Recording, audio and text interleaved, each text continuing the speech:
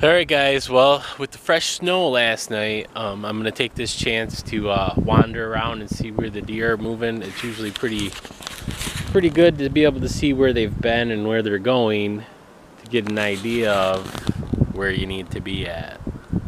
At least I think. I actually have no clue what I'm talking about. But I'm going to check the trail cam and then I am going to go walk around the woods. Because it is pretty cool to be out in the woods after it snows.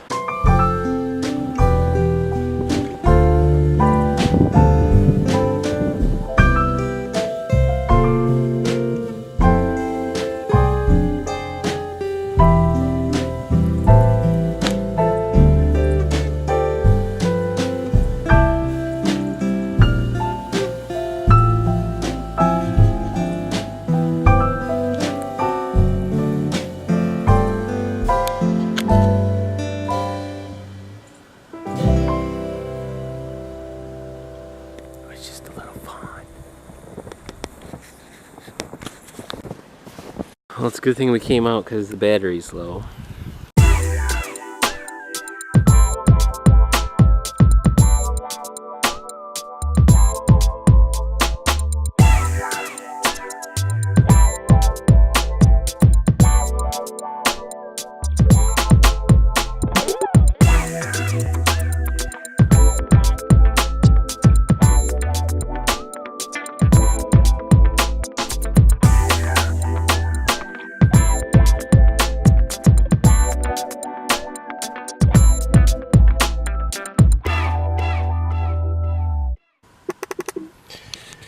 That's it for the stealth cam footage. It's not very promising.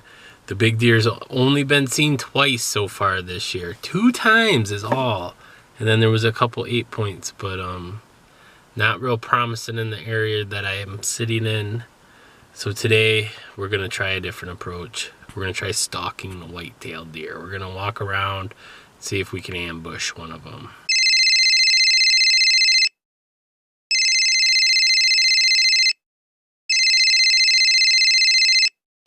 Well, just like that, we had to take the four-wheeler in to get it serviced, and of course we needed it this morning to plow, but the good news is it's all done, so I got to go pick it up. So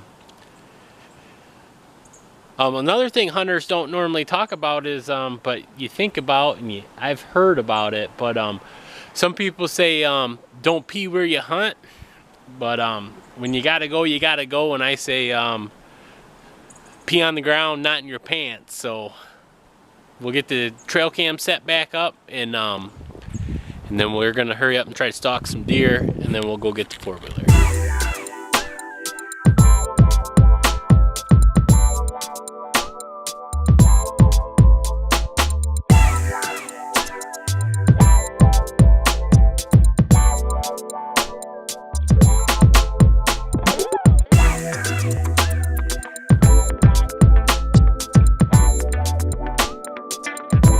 Well, that's all set up, that's ready to go. Yeah, it is pretty cold out and the wind is blowing, so it's not quite the best hunting conditions as far as using a crossbow and trying to record it, but I'm getting fat, so I could use the exercise, and I'm starting to lose my mind from working so much, so it's good to walk around and just clear your head.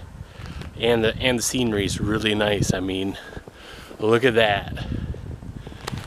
Look at how all the snow's stuck on the branches. It's like a Christmas card almost. Yeah, a lot of the times when we're riding four-wheelers and stuff, the deer are right in this little chunk of brush. So I'm gonna sit here for a minute to see if I see anything moving in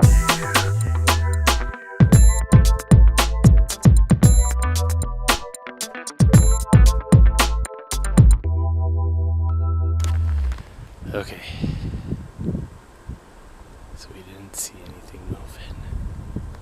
Do you guys remember last year when we were sitting right about here, and then the 6 point was right at where that trail is right there, right where the V is, right there. So last year we were that close to being able to shoot a little 6 point, but we were going after a real big deer that year too, so we had to let it go. But yeah, just the scenery out here is so nice. Look at those trees over there. Well, we just spooked up a doe.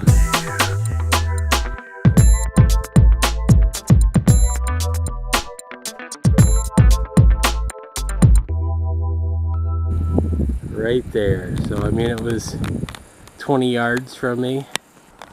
So hopefully there'll be another deer around here pretty close.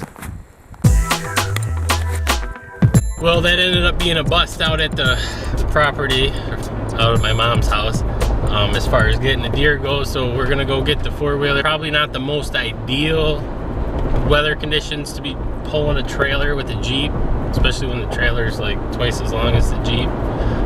But you gotta do what you gotta do. I mean, gotta plow the driveway. And it's probably the only day this week I have time to go pick it up. All right, well, we got the four-wheeler in tow, and now we can go home and plow some snow. Yeah, I don't really like going in those stores because every time I go in there, I see so many things I want to buy. It's crazy from the time I've bought mine and what they have now. They're so fancy and so expensive. But yeah, I totally love my four-wheeler. That's actually the first brand new thing I've ever bought in my whole entire life as far as something with the motor in it. That's actually the first time I've taken it in to get service done on it, and it ended up needing a new belt, new air filter, new battery, plus all the oil changed in all the parts, which I have no clue what any of that is.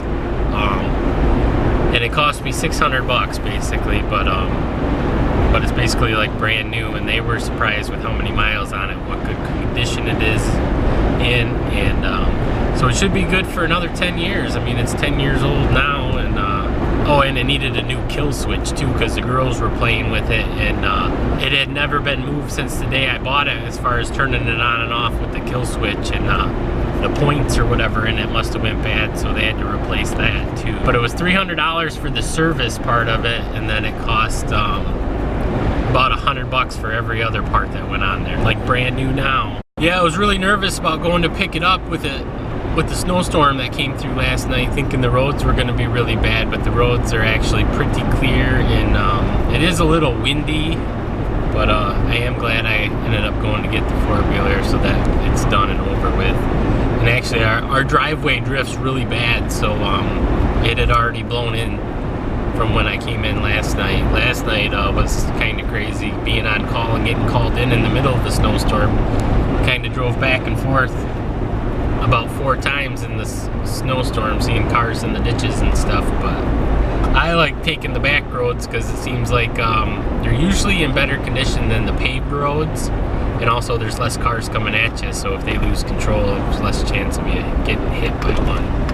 Because everybody last night was driving in the middle of the road. We made it home.